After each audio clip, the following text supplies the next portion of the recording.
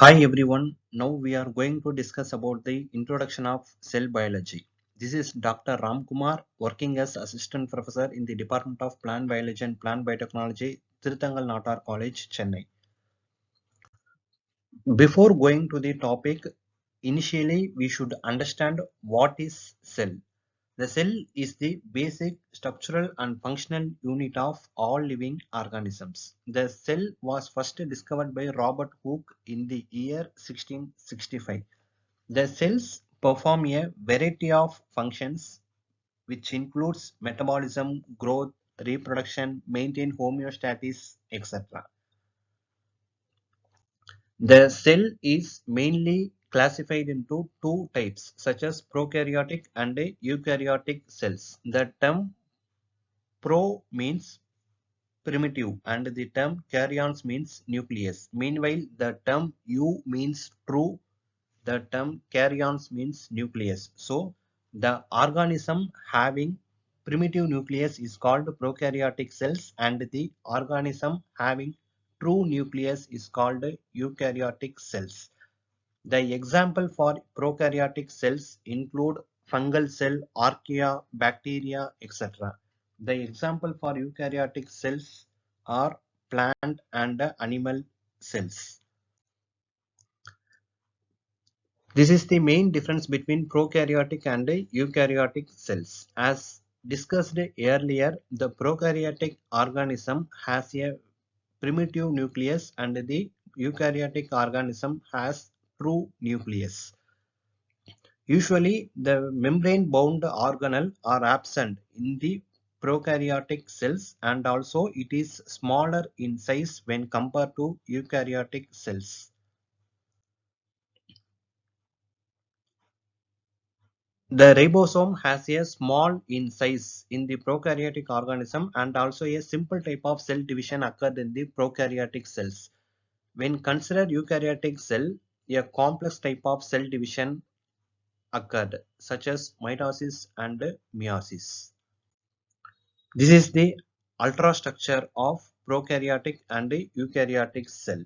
As intimated earlier, here we can see membrane-bound organelle are present in the eukaryotic cell while the membrane-bound organelle are absent in the prokaryotic cell. The most common example for prokaryotic cells is bacteria and it is widely distributed in all places and perform various beneficial and pathogenic role to human. The bacteria are generally very small in size and we can able to observe only under the microscope. Here we can see another example for prokaryotic organism is archaea. The archaea are generally found in extreme environments such as hot springs, acid environments, and deep sea hydrothermal vents, etc. This is the ultrastructure of archaea and this is the ultrastructure of bacteria. The plant and animal cell is the most common example for eukaryotic organism. This is the ultrastructure of plant cell. This is the ultrastructure of animal cell. This is the comparison between ultrastructure of plant and animal cell. Here we can see the cell wall is present in the plant cell and the cell wall is absent in the animal cell.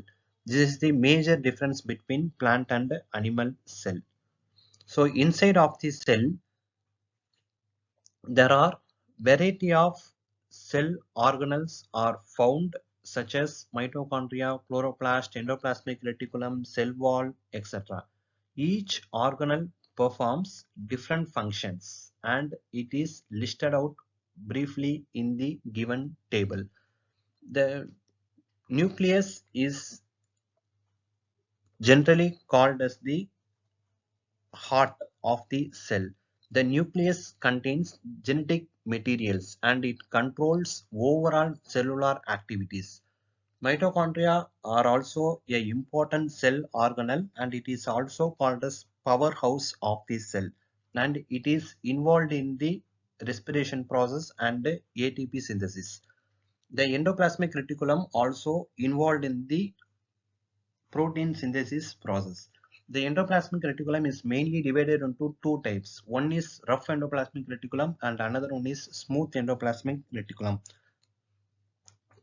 The ribosome particle attached in the endoplasmic reticulum is called rough endoplasmic reticulum, and the absence of ribosomes in the endoplasmic reticulum is called smooth endoplasmic reticulum.